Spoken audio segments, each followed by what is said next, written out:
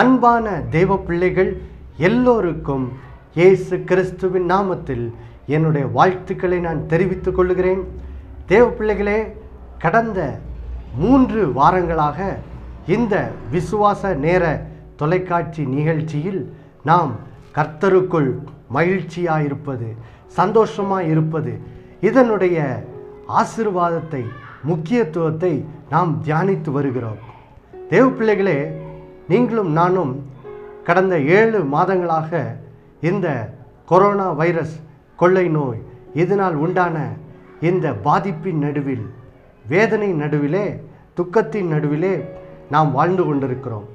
இந்த நாட்களிலே நாம் முன்னேறி செல்ல, நம்முடைய நஷ்டங்களை தாண்டி நம்முடைய வேலையில், நம்முடைய குடும்ப வாழ்க்கையில், பிள்ளைகளின் வாழ்க்கையில் எல்லாவற்றிலும் முன்னேறி செல்ல நமக்கு முக்கியமாய் வேண்டியது என்ன? உள்ளத்திலே பரிசுத்த ஆவியினால் உண்டாகிற பலனும் நம்பிக்கையும் தான். பாருங்கள் தேவ பிள்ளைகளே, உள்ளத்திலே நம்பிக்கையும் பலனும் இருக்கும்போது அது நாம் முன்னேறி செல்வதற்கு மிக உதவியாக என்ன செய்கிறது இருக்கிறது. பாருங்கள், இதுக்காக தான் பவுல் எபேசியர் 3:17 ஜெபிக்கிறார். நீங்கள் உள்ளான மனுஷனிலே பரிசுத்த ஆவியினால் நீங்கள் வல்லமையாய் பலனடைய வேண்டும் என்று சொல்லி நான் வேண்டுகிறேன் என்று சொல்லி ஜெபிக்கிறார். பாருங்க, ஆம் பிரியமானவர்களே, இந்த உள்ளான மனுஷனிலே பரிசுத்த ஆவியினால் வல்லமையாய் பலனடைய, நம்பிக்கையினால் நிரம்ப வழி என்னது? அதை தான் நாம் ஆபகுக் 3:18-19 நாம் கற்றுக்கொண்டு வருகிறோம். அது என்னது? வசனம் சொல்லுகிறது அல்லவா? ஆபகுக் 3:18-19 நான் கர்த்தருக்குள் மகிழ்ச்சியாயிருப்பேன், என் இரட்சிப்பின் தேவனுக்குள் களி கூறுவேன், ஆண்டவராகிய கர்த்தர் என் பலன். ஆம் பிரியமானவர்களே, நாம் கர்த்தருக்குள் மகிழ்ச்சியாக இருக்கும்போது ஆண்டவருடைய பலன் நம்ம என்ன செய்கிறது? நிரப்புகிறது. பாருங்க, பரிசுத்தாவியின் பலன் நம்ம என்ன செய்கிறது? நிரப்புகிறது. பரிசுத்தாவியினால் உண்டாகிற நம்பிக்கை நம்ம என்ன செய்கிறது?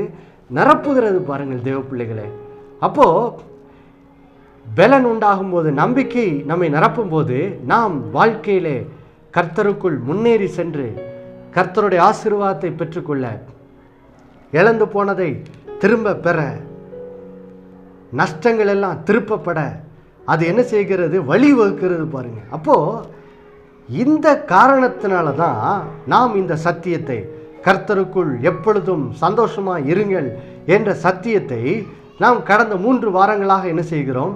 தியானித்து வருகிறோம். இந்த வாரம் தேவ பிள்ளைகளே, நாம் நடைமுறை வாழ்க்கையிலே ஒரு துக்கத்தை இப்போ சந்திக்கிறேன். திடீர்னு ஒரு சூழ்நிலை எழும்புது, ஒரு துக்கமான சூழ்நிலை, ஒரு வேதனையான சூழ்நிலை எழும்பும்போது, அதன் நடுவில், அதாவது நான் அக்கினியை கடந்து போகும்போது, தண்ணீரை கடக்கும்போது, அதன் நடுவிலே எப்படி நாம் கர்த்தருடைய சந்தோஷத்தை வாழ்க்கையிலே அனுபவிப்பது, இதை குறித்து இந்த நாளிலே தொடர்ந்து நாம் தியானிக்க போகிறோம். இந்த தலைப்பின் கீழ் கடந்த வாரம் 2 காரியத்தை தியானித்தோம். அது என்னது? முதலாவது, கர்த்தரை குறித்த அறிவிலே நாம் ஒவ்வொரு நாளும் வேதம் வாசிக்கிறது மூலமாய், ஆலயத்தில் போய் தேவனோட வார்த்தையை கேட்கிறது மூலமாய், இப்படி தொலைக்காட்சியிலே தேவனுடைய வார்த்தையை கேட்பதன் மூலமாக நாம் கர்த்தரை அறிகிற அறிவிலே ஒவ்வொரு நாளும் வளருவதன் மூலம் நாம் கர்த்தருடைய சந்தோஷத்தை அனுபவிக்கிறோம். இரண்டாவது, கர்த்தரை குறித்து நாம் அறிந்து கொண்டோமே, அந்த அறிவின் அடிப்படையிலே நாம் என்ன செய்ய வேண்டும்? ஒரு தீர்மானத்தை எடுக்க வேண்டும். அது என்னது? ஆம், நான் துக்கத்தின் நடுவில் இருக்கிறேன், ஒரு வேதனையான சூழ்நிலையில் நடுவில் இருக்கிறேன், ஆனால் நான் சந்தோஷமாக இருக்க போகிறேன், கர்த்தருக்குள் எப்பொழுதும் சந்தோஷமாக இருக்க போகிறேன் அப்படிங்கிற ஒரு தீர்மானத்தை நாம் என்ன செய்ய வேண்டும்? எடுக்க வேண்டும். பாருங்க, இப்படிப்பட்ட ஒரு தீர்மானத்தை எடுக்கும்போது நாம் கர்த்தருடைய சந்தோஷத்தை என்ன செய்யலாம்?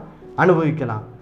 இப்பொழுது 3வது காரியம், துக்கத்தின் நடுவிலே, வேதனையின் நடுவிலே கர்த்தருடைய சந்தோஷத்தை எப்படி அனுபவிப்பது?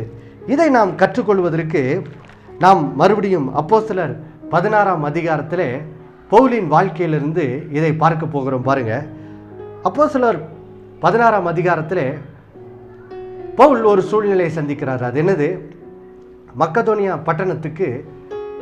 மக்கதோனியா நாட்டில் உள்ள பிலிப்பு பட்டணத்துக்கு அவர் சுவிசேஷத்தை அறிவிக்க போகிறார். அங்கே சுவிசேஷத்தை அறிவிக்கிறார். அதன் நிமித்தம் அவர் உபத்திரவங்களை சந்தித்து சிறைச்சாலையில் என்ன செய்கிறார்?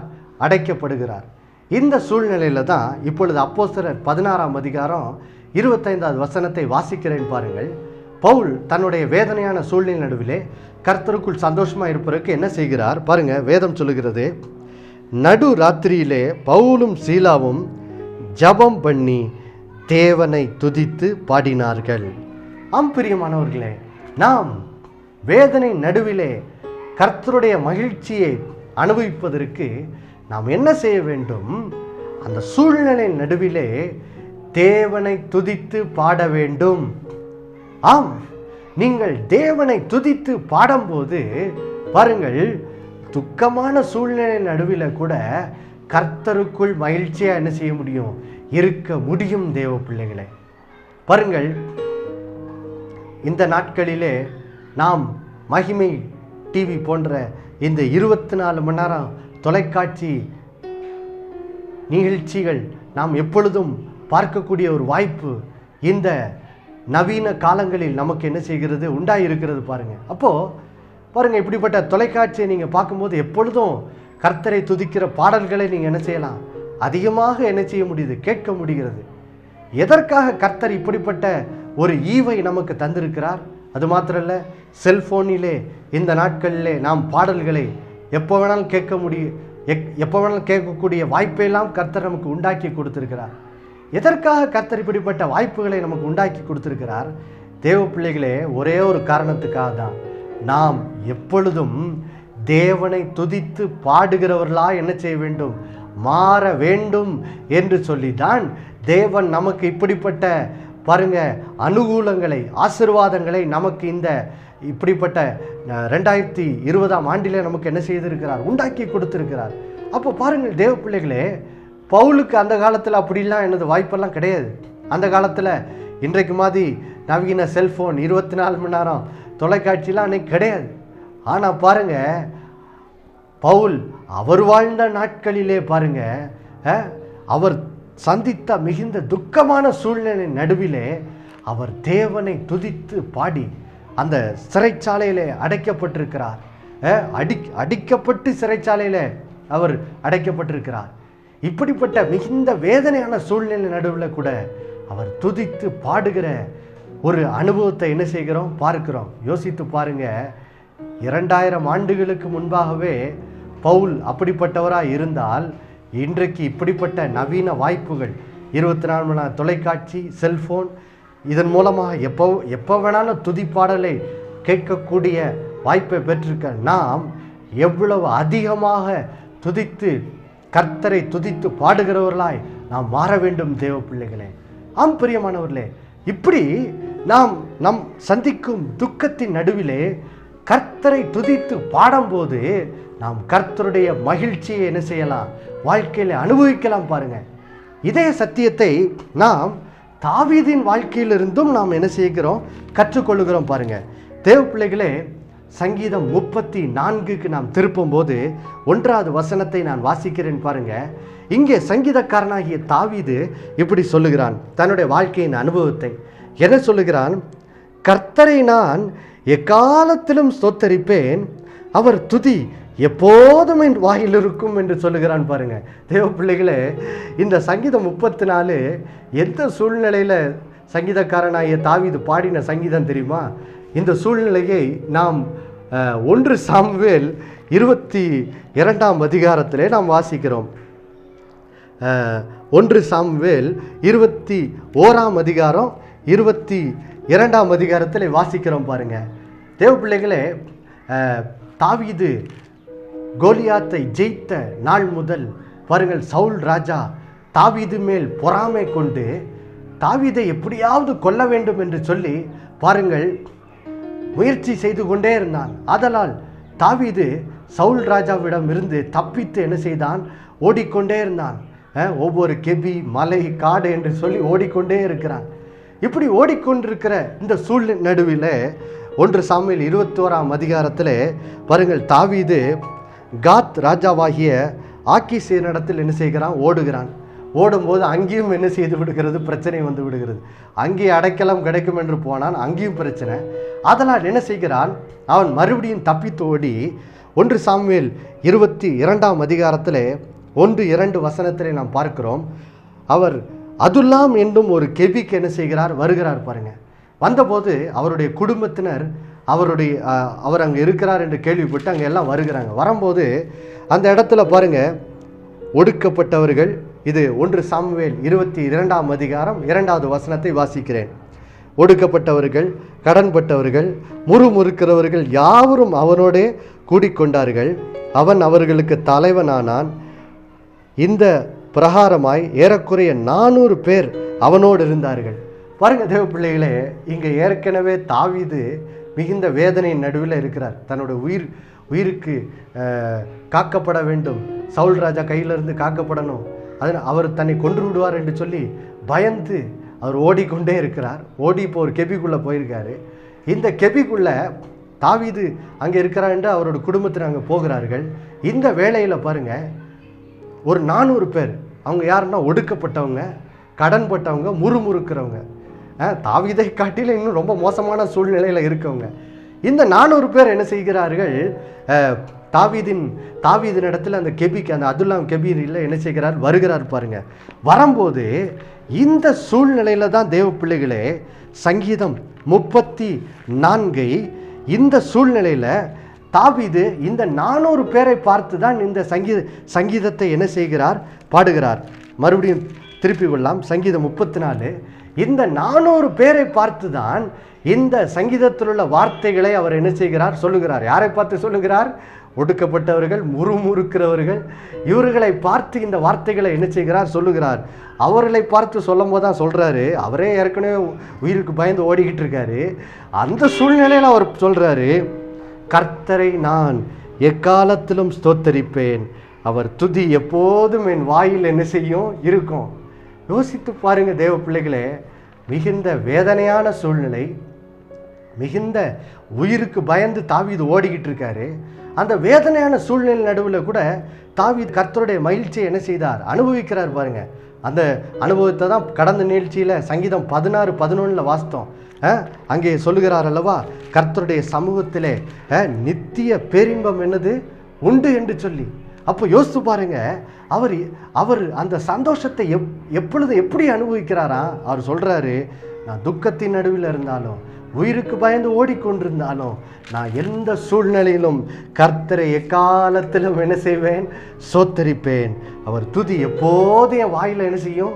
இருக்கும் என்று சொல்லுகிறார். பாருங்க, அதுக்கடுத்தது அந்த 400 பேரை பார்த்து சொல்றாரு, கர்த்தருக்குள் என் ஆத்துமா மேன்மை பாராட்டும், சிறுமைப்பட்டவர்கள் அதை கேட்டு மகிழ்வார்கள், என்னோட கூட. அவர் சொல்றாரு, 400 பேரை பார்த்து சொல்றாரு, எப்பா நீங்க ஒடுக்கப்பட்டவங்க தான், முறுமுறுக்கிறவங்க தான், கஷ்டத்துல இருக்கிறீங்க, ஆனா என்னோட கூட கர்த்தரை என்ன செய்யுங்க? மகிமைப்படுத்துங்கள், நாம் ஒருமித்து அவருடைய நாமத்தை என்ன செய்வோம்? உயர்த்துவோமாக என்கிறாரு. ஆம் பிரியமானவர்களே, யோசித்து பாருங்க, இங்க தாவீதுனுடைய வாழ்க்கையிலிருந்து நம்ம நிறைய என்ன செய்ய வேண்டியிருக்கு, கற்றுக்கொள்ள வேண்டியதா என்ன செய்யுது இருக்குது பாருங்க. யோசித்து பாருங்க, உயிருக்கு பயந்து ஓடுகிற ஒரு அனுபவம். அவனை விரட்டுகிறது யாரும் சாதாரண ஆள் இல்லை, ராஜா. அவனுடைய மொத்த படையோடு ஒரு ஆளை விரட்டுறான். யோசித்து பாருங்க, தப்பி தோடுறது லேசா? இல்லவே இல்லை. ஆனா கர்த்தர் தாவீதை என்ன செய்தார்? காத்து கொண்டார். பாருங்க, அப்போ அவர் அந்த துக்கத்தின் மிகுந்த இந்த நெருக்கப்பட்ட சூழ்நிலையில தாவீது அந்த சூழ்நிலையில கூட மகிழ்ச்சியை அனுபவிக்கிறார். பாருங்க, எப்படி அனுபவிக்கிறார்? அவர் சொல்றாரு, நான் கர்த்தரை காலத்தில் என்ன செய்கிறேன்? ஸ்தோத்தரிக்கிறேன் அப்படின்னு சொல்லிட்டு, இப்போ தன்னிடத்தில் வந்த அந்த ஒடுக்கப்பட்ட, கடன்பட்ட, முறுமுறுக்கிற அந்த 400 பேரை பார்த்து சொல்றாரு, நீங்களும் என்ன போலவே என்ன செய்யுங்க? மாறுங்க, வாங்க, நம்ம எல்லாரும் ஒருமித்து கர்த்தருடைய நாமத்தை என்ன செய்வோம்? துதிப்போம் அப்படிங்கிறாரு. பாருங்க, ஒருமித்து துதிப்போம் அப்படிங்கிறார். யோசித்து பாருங்க, இவர் முதலாவது கர்த்தரை துதிக்கிறவராய் இருக்கிறது மாத்திரம் இல்ல, இப்போ தன்னிடமாய் கர்த்தர் சேர்த்த அந்த 400 பேரையும் கூட, முறுமுறுக்கிற அந்த 400 பேரையும் கூட அவர் துதிக்கிறவராய், அவர்களையும் கர்த்தரை துதிக்கிறவர்களாய் என்ன செய்கிறார்? தாவீது மாற்றுகிறார் தன்னுடைய வார்த்தையினாலே. யோசித்து பாருங்கள் தேவ பிள்ளைகளே, ஒரு மனிதன் கர்த்தரை துதிக்கிறவனாய் வாழும்போது எப்படி அவர்களை சுற்றி இருக்கிறவர்களுடைய வாழ்க்கையும் எப்படி மாற்றப்படுகிறது பார்த்தீங்களா? தாவீதோடு வந்த அந்த 400 பேரோட வாழ்க்கையும் அன்றைக்கு மாற்றப்பட்டது. இப்படி தாவீது 400 பேரோட வாழ்க்கையை மாற்றினார். பின்பு மொத்த இஸ்ரேல் தேசத்துக்கே ராஜாவாய் மாறி தேசத்தையே துதிக்கிற தேசமாய் என்ன செய்தார்?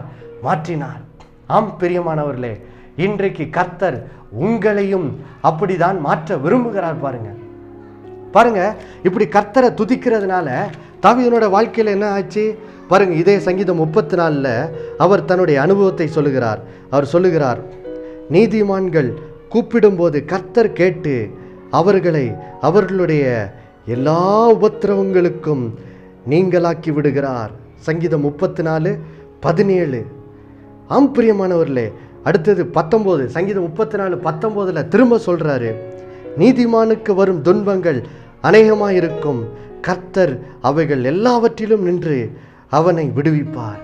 ஆம் பிரியமானவர்களே, இங்கே தாவீது சொல்லுகிறாரு, ஆமா, நான் துக்கத்தின் நடுவில் கர்த்தரை என்ன செய்கிறேன்? துதிக்கிறேன். துதிக்கிறதுனால எனக்கு என்ன ஆசீர்வாதம் கிடைக்குது? அவர் இங்கே சொல்லுகிறாரு, நீதிமானுக்கு வரும் துன்பம் அநேகமாக என்ன செய்யலாம்? இருக்கலாம். ஆனால் நான் கர்த்தரை நோக்கி கூப்பிடும்போது கர்த்தர் என் ஜெபத்தை கேட்டு என்னுடைய எல்லா உபத்திரவங்களிலும் இருந்து என்னை என்ன செய்கிறார்? விடுவிக்கிறார். அவைகளுக்கு என்னை நீங்களாக்கி விடுகிறார் என்று சாட்சி சொல்றார். பாருங்க, அப்போ யோசித்து பாருங்க தேவ பிள்ளைகளே, முதலாவது இங்க தாவீது கர்த்தரை துதிக்கிறவரா மாறுறாரு. அடுத்தது தன்னிடம் வந்த 400 பேரை துதிக்கிறவங்களா மாறுறாரு. மாறும்போது என்னாச்சு? அந்த ஒடுக்கப்பட்ட கடன்பட்ட அந்த முறுமுறுக்கிற ஜனங்கள் என்ன செய்தாங்க? அவர்களுடைய பிரச்சனைகள்லேருந்து அவங்களும் என்ன செய்தாங்க? தாவீதை போல் விடுதலை பெற்றவர்களாக என்ன செய்கிறாங்க? மாறுறாங்க. யோசிச்சு பாருங்க, எவ்வளோ ஒரு பெரிய மாற்றம். தேவ பிள்ளைகளே, இன்றைக்கு நாமும் இப்படி தான் மாறப்போகிறோம். யோசித்து பாருங்க, இன்றைக்கு ரொம்ப நாம் இந்த நாட்களில் நெருக்கத்தின் நடுவில் போய்கொண்டிருக்கிறனால் அநேகருடைய வாயிலே முறுமுறுப்பு இருக்கிறது, அநேகருடைய வாயிலே புலம்பல் தான் என்ன செய்கிறது? இருக்கிறது. ஆனால் நீங்கள் கர்த்தரை துதிக்கிறவர்களாய் மாறும்போது என்ன ஆகிறது? உங்களுடைய குடும்பம் மறுரூபம் ஆக்கப்படுகிறது. மாத்திரமல்ல, உங்களை சுற்றியுள்ளவருடைய வாயிலெல்லாம் கர்த்தரை துதிக்கிற துதி என்ன செய்கிறது? நிரம்புகிறது. முறுமுறுக்கிற வாய் துதிக்கிற வாயா மாறுது. புலம்புகிற வாய் சந்தோஷத்தை பேசுகிற வாயாய் மாறுகிறது. அப்படி மாறும்போது என்னாகும்? கர்த்தர் நம்முடைய சகல உபத்திரவங்களிலும் இருந்து நம்மை விடுவிப்பார். அவைகளுக்கு நீங்களாக்கி விடுவார். தேவ பிள்ளைகளே, ஹல்லேலூயா. பாருங்க, இதே முதலாவது இந்த சத்தியத்துக்கு எடுத்துக்காட்டா பவுலின் வாழ்க்கையை பார்த்தோம், அடுத்தது தாவீதின் வாழ்க்கையை பார்த்தோம். அடுத்தது பாருங்க 2 நாளாகமும் 20ஆம் அதிகாரத்திலே யோசபாத் ராஜா வாழ்க்கையிலும் இதே சத்தியத்தை என்ன செய்கிறோம்? பார்க்கிறோம். பாருங்க தேவ பிள்ளைகளே, 2 நாளாகமும் 20ஆம் அதிகாரத்திலே யோசபாத் ராஜாவுக்கு விரோதமாய் என்ன செய்கிறார்கள்? எதிரி தேசங்கள் அவருக்கு விரோதமாக போரிட வராங்க. 3 தேசங்கள் அவருக்கு விரோதமாக போரிட வராங்க. அதனால யோசபாத் ராஜா என்ன செய்கிறார்? கர்த்தரை நோக்கி விண்ணப்பம் பண்ணுகிறார். விண்ணப்பம் பண்ண உடனே பாருங்க, கர்த்தர் யோசபாத் ராஜாவிடத்திலும் இஸ்ரேல் ஜனங்களிடத்திலும் பேசுகிறார். என்ன பேசுகிறார்? இஸ்ரேல் ஜனங்களே, நீங்கள் பயப்படாதீங்க, இந்த யுத்தம் உங்களுடையதல்ல என்னுடையதுன்னு சொல்லி கர்த்தர் அவங்களிடம் பேசுகிறார். பேசி நீங்கள் எல்லாம் யுத்தம் பண்ண போங்க, நான் உங்களுடனே இருக்கிறேன், உங்களுக்கு ஜெயத்தை தருவேன் கர்த்தர் பேசுகிறார். பாருங்க, கர்த்தர் பேசின உடனே பாருங்க, இப்போ 2 நாளாகமும் 20ஆம் அதிகாரம் 21வது வசனத்தை வாசிக்கிறேன் பாருங்கள். 2 நாளாகமும் 20ஆம் அதிகாரம் 21வது வசனத்தில் வசனம் இப்படி சொல்லுகிறது பாருங்க. பின்பு ராஜா ஜனத்தோட ஆலோசனை பண்ணி பரிசுத்தமும் பரிசுத்தமுள்ள தேவனுடைய மகத்துவத்தை துதிக்கவும் ஆயுதம் அணிந்தவர்களுக்கு முன்பாக நடந்து போய் கர்த்தரை துதியுங்கள், அவர் கிருபை என்றுமுள்ளதென்று கர்த்தரை பாடவும் பாடகரை என்ன செய்தான்? நியமித்தான். யோசித்து பாருங்க, இங்கே யோசபாத் ராஜா ஒரு மிகுந்த நெருக்கமான சூழ்நிலை என்ன செய்கிறார்? சந்திக்கிறார். அவருடைய எதிரி தேசங்கள் அவருக்கு விரோதமாக போரிட வந்திருக்கிறாங்க, பெரிய படையோடு வந்திருக்கிறாங்க. இப்போ யோசபாத் ராஜாவால் அவங்கள என்ன செய்ய முடியாது? ஜெயிக்க முடியாது. இப்போ தேசமே எதிரிகளுக்கு அடிமைப்பட்டு போகக்கூடிய ஆபத்து என்ன செய்து இருக்குது. அந்த நேரத்தில் கர்த்தரை நோக்கி அவங்க முறையிடுறாங்க. கர்த்தர் அவங்களுக்கு பதிலளித்து சொல்லுகிறார், இந்த யுத்தம் என்னுடையது, இது உங்களுடையதல்ல, நான் உங்களுக்கு ஜெயத்தை தருவேன்னு சொல்கிறாரு. கர்த்தர் அவருடைய ஜெபத்தை கேட்ட உடனே யோசபாத் ராஜா ஒரு காரியத்தை பண்ணுறான். என்னது? யோசித்து பாருங்க. போருக்கு போகும்போது யுத்த வீரர்கள் தான் என்ன செய்வார்கள்? முன்பாக என்ன செய்வார்கள்? போவார்கள். யுத்த வீரர்கள் தான் என்ன செய்வார்கள்? முன்பாக என்ன செய்வார்கள்? போவார்கள். ஆனால் இங்கே யோசபாத் ராஜா கர்த்தர் தங்களோடு பேசின அந்த வார்த்தையின் அடிப்படையில் ஜனத்தோடு அவன் ஆலோசனை பண்ணி ஒரு காரியத்தை பண்ணுகிறார். என்ன பண்ணுகிறாரு? யுத்த வீரர்களை முன்னாடி யுத்தத்துக்கு அனுப்பாம யுத்த வீரர்களுக்கு முன்பாக கர்த்தரை துதிக்கிறவர்களை என்ன துதிக்கணும்? கர்த்தர் நல்லவர், அவர் கிருபை என்றும் உள்ளது என்று சொல்லி கர்த்தரை பாடி துதிக்கிறவர்களை முன்பாக நிறுத்தி அவர்களை என்ன செய்கிறார்? அனுப்புகிறார். பாருங்க, யோசிச்சு பாருங்க. இப்படி ஒரு ராஜாவை எங்கேயாவது பார்க்க முடியுமா? இப்படிலாம் நம்ம கேள்விப்படவே முடியாது. ஆனால் யோசபாத் கர்த்தர் மேல் விசுவாசம் வைத்து செய்கிறார் பாருங்க. ஏன்னா கர்த்தர் ஏற்கனவே சொல்லிட்டார்ல. 2 நாளாகமும் 20ஆம் அதிகாரம் 15வது வசனத்தின் பின்பாகத்தில் கர்த்தர் இப்படி அவங்கள பார்த்து சொல்லிட்டாரு, நீங்கள் பயப்படாமலும் கலங்காமலும் இருங்கள் என்று கர்த்தர் உங்களுக்கு சொல்லுகிறார். இந்த யுத்தம் உங்களுடையதல்ல, தேவனுடையது. அடுத்து 17வது வசனத்தில் சொல்லுகிறார், இந்த யுத்தத்தை பண்ணுகிறவர்கள் நீங்கள் அல்ல, யூதா மனுஷரே, எருசலேம் ஜனங்களே, நீங்கள் தரித்து நின்று கர்த்தர் உங்களுக்கு செய்யும் ரட்சிப்பை என்ன செய்யுங்க? பாருங்கள். பயப்படாமலும் கலங்காமலும் இருங்கள். நாளைக்கு அவர்களுக்கு எதிராக புறப்படுங்கள். கர்த்தர் உங்களோட இருக்கிறார் என்று கர்த்தர் ஏற்கனவே நினைச்சு இருக்கிறார், பேசி இருக்கிறார். இப்போ கர்த்தர் ஏற்கனவே பேசிட்டார், இந்த யுத்தத்தை பண்ண போகிறது நீங்கள் அல்ல, நான் தான். நீங்கள் தரித்து நின்று கர்த்தர் உங்களுக்கு செய்யும் ரட்சிப்பை என்ன செய்யுங்க? பாருங்கள்னு கர்த்தர் பேசிட்டார். அப்போ கர்த்தர் உடைய வார்த்தை யோசபாத்துக்கு வந்த உடனே யோசபாத் கர்த்தருடைய வார்த்தையை விசுவாசித்து என்ன செய்கிறார்? இப்படிப்பட்ட ஒரு நல்ல தேவனை துதிக்கும்படி கர்த்தரை துதித்து பாடுகிறவர்களை யுத்த வீரர்களுக்கு முன்பாக என்ன செய்கிறார்? நின்று அவர்கள் முன்பாக போகவும் பின்னே யுத்த வீரர்கள் வரவும் என்ன செய்கிறார். அப்போ என்னாச்சு? யோசித்து பாருங்க. இங்கே யோசபாத் தான் சந்தித்த துக்கமான நெருக்கமான சூழ்நிலை நடுவிலே அவரும் அவருடைய ஜனங்களும் சேர்ந்து கர்த்தரை என்ன செய்கிறாங்க? துதிக்கிறாங்க. ஒரு பட்டணத்தின் ஜனங்களே கர்த்தரை சேர்ந்து என்ன செய்கிறாங்க? துதிக்கிறாங்க. துதிக்கும் போது என்ன ஆச்சு பாருங்க, ஆச்சரியமான காரியம். 2 நாளாகமும் 20ஆம் அதிகாரம் 22வது வசனம் சொல்லுது, அவர்கள் பாடி துதி செய்ய தொடங்கின போது யூதாவுக்கு விரோதமாய் வந்து பதிவிருந்த அம்மோன் புத்திரரையும் மோவாபியரையும் சேயீர் மலை தேசத்தாரையும் ஒருவருக்கு விரோதமாய் ஒருவர் கர்த்தர் எழும்ப பண்ணி அதனால் அவர்கள் வெற்றுண்டு விழுந்தார்கள். பிரியமானவர்களே, இந்த கர்த்தரை பாடி துதிக்கிறவங்க பாடி துதிக்கும் போது என்னாச்சு? கர்த்தர் எதிரிகள் தங்களுக்குள்ளே சண்டை போட்டு வெட்டுண்டு மடிந்து போக செய்தார். பிரியமானவர்களே, எவ்வளோ ஒரு ஆச்சரியமான காரியம் பார்த்தீங்களா? துக்கத்தின் நடுவிலே அவர்கள் கர்த்தரை பாடி துதித்த போது கர்த்தருடைய மகிழ்ச்சியை அனுபவித்தாங்க. அப்போ கர்த்தர் அவர்களுக்காக யுத்தம் செய்து அவர்களுக்கு எதிராய் வந்த எதிரிகள் மேல் ஜெயத்தை கர்த்தரின் ஆச்சரியமான ஜெயத்தை தந்தார். தேவ பிள்ளைகளை, இன்றைக்கு உங்களுக்கு விரோதமாய் ஒருவேளை ஒரு வியாதி இருக்கலாம், அல்லது கடன் பிரச்சனை இருக்கலாம், அல்லது எந்த ஒரு வேதனையான பிரச்சனையும் இருக்கலாம். கர்த்தர் சொல்றாரு, இன்றைக்கு பவுலை போல, தாவீதை போல, யோசபாத்தை போல நீங்களும் கர்த்தரை பாடி இந்த நாளில் துதிக்க ஆரம்பிப்பீர்கள் என்றால் கர்த்தருடைய மகிழ்ச்சி உங்களை நிரப்பும், அவருடைய பலன் உங்களை நிரப்பும். எப்படி கர்த்தர் பவுலுக்கு, தாவீதுக்கு, யோசபாத் ராஜாவுக்கு எப்படி அவர்களுடைய துக்கத்தின் நடுவிலே அவர்களுடைய உபத்திரவங்களிலிருந்து விடுதலை கட்டளையிட்டாரோ, இன்றைக்கு உங்களுக்கும் விடுதலையை தருவார். ஹல்லேலூயா. சேர்ந்து ஜெபிக்கலாமா? எல்லாரும் இப்போ சேர்ந்து ஜெபிக்க போகிறோம். அன்புள்ள பரலோக பிதாவே, கர்த்தராகிய இயேசு கிறிஸ்துவின் நாமத்தில் உம்மண்டை வருகிறோம் அப்பா. ஆண்டவரே, இந்த நாளிலே எவ்வளவு ஒரு முக்கியமான சத்தியத்தை எங்களுக்கு கொடுத்தீர் ஆண்டவரே. எஸ் லார்ட், கர்த்தருக்குள் நாங்கள் எப்படி துக்கத்தின் நடுவிலே அத்திமரம் துளிர் விடாமல் போனாலும், வயல்வெளியில் தானியம் இல்லாமல் போனாலும் எப்படி சந்தோஷமாக இருப்பது என்று சொல்லி எங்களுக்கு கற்றுக் கொடுத்தீங்க ஆண்டவரே. துக்கத்தின் நடுவிலே தேவனை பாடி துதிக்கும் போது நாங்கள் உம்முடைய மகிழ்ச்சியை அனுபவிக்கிறோம். மகிழ்ச்சியின் எங்களுக்கு உண்டாகும் போது உம்முடைய பலன் உண்டாகுது. பலன் உண்டாகும் போது நாங்கள் அனுபவிக்கிற சகல உபத்திரவங்களிலும் இருந்து எங்களுக்கு உம்மிடத்திலிருந்து விடுதலை வருகிறது என்று சொல்லி கற்றுக்கொண்டோம் அப்பா. இதனால் நம்முடைய பிள்ளைகள் இந்த சத்தியத்தை கேட்டிருக்கிறார்கள். இந்த வார்த்தைக்கு கீழ்ப்படி உதவி செய்யுங்க. நாளிலே பரிசுத்த ஆவியான நம்முடைய பிள்ளைகள் பாடி துதிக்க உதவி செய்யுங்கப்பா. இந்த பிள்ளைகள் ஆண்டவரே டிவியில் கேட்கிற பாடல்களை கேட்டு அல்லது ஆண்டவரே பாடல் புஸ்தகத்தை எடுத்து பாடி துதிக்கட்டும். ஆண்டவரே பாடி துதிக்கும் போதே நீர் அவர்களுக்காய் அவர்களுடைய பிரச்சனைக்கு விரோதமாக யுத்தம் செய்வீராக. யுத்தம் செய்து அன்றைக்கு யோசபாத்துக்கு ஆண்டவரே அவர்களுடைய எதிரிகள் தங்களுக்குள்ளே வெட்டுண்டு மடிந்து போக செய்தது போல அதனால் நம்முடைய பிள்ளைகளுக்கு அவர்களுடைய சகல உபத்திரவங்களிலிருந்தும் நீர் விடுதலையை அருளி செய்வீராக.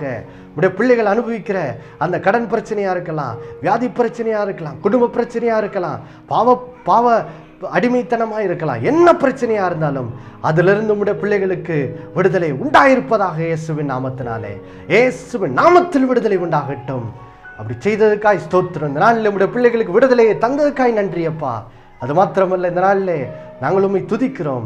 நீர் எங்களுடைய தேசத்துக்கு, தமிழகத்துக்கு இந்த கொரோனா கொள்ளை நோயிலிருந்தும் விடுதலை தருகிறக்காய் ஸ்தோத்திரம். எல்லா துதிகன மகிமையெல்லாம் உமக்கே செலுத்துகிறோம். இயேசுவின் இன்ப நாமத்தில் ஜெபிக்கிற நல்ல பிதாவே, ஆமேன் ஆமேன். ஹல்லேலூயா. கர்த்தரை பாடி துதியுங்கள், விடுதலையை பெற்றுக்கொள்ளுங்கள். இயேசுவின் நாமத்தில் ஆமேன்.